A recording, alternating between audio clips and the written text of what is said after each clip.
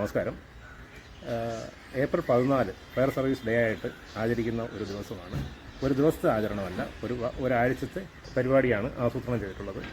ഇതിൻ്റെ കാരണം എന്ന് പറഞ്ഞാൽ 1944 ഏപ്രിൽ 14 മുംബൈയിലുണ്ടായ ഒരു അഗ്നിബാധയിൽ രക്ഷാപ്രവർത്തനത്തിനിടയിൽ 59 ഫയർ സർവീസ് ജീവനക്കാർ മരണപ്പെടുകയുണ്ടായി. ആ ഒരു ദിനത്തിൻ്റെ ഓർമ്മ പുതുക്കലാണ് ഈ ഏപ്രിൽ 14 ഫയർ സർവീസ് ഡേ ആയിട്ട് ആചരിച്ചു വരുന്നത്. പൊതുജനങ്ങൾക്കൊരാവശ്യം വരുമ്പോൾ അഗ്നിശമന സേനയായിട്ട് ബന്ധപ്പെടേണ്ട 101 എന്ന നമ്പറിൽ ബന്ധപ്പെടുന്ന ഓരോരുത്തർക്കും നമ്മുടെ ഭാഗത്തു നിന്നും അവർക്ക് നമ്മുടെ സേവനം അവർക്ക് ലഭ്യമാക്കുന്നുണ്ട്.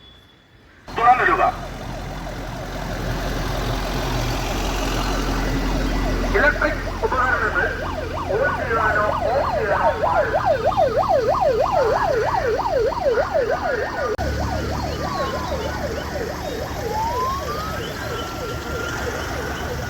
ഞങ്ങളുടെ ഓരോ പ്രവൃത്തികളും വ്യത്യസ്തമാണ്.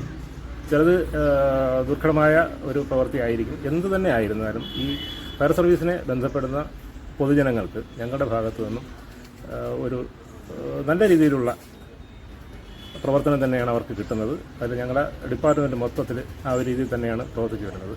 അതിന് വേറെ ഒരു വ്യത്യാസമില്ല. വിളിക്കുന്ന ആൾ ആരാണെന്നുള്ളതോ എന്താണെന്നുള്ളതോ ഒന്നും ഞങ്ങൾ നോക്കാറില്ല.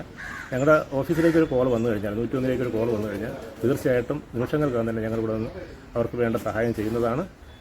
തുടർന്നും അങ്ങനെ തന്നെ ആയിരിക്കും.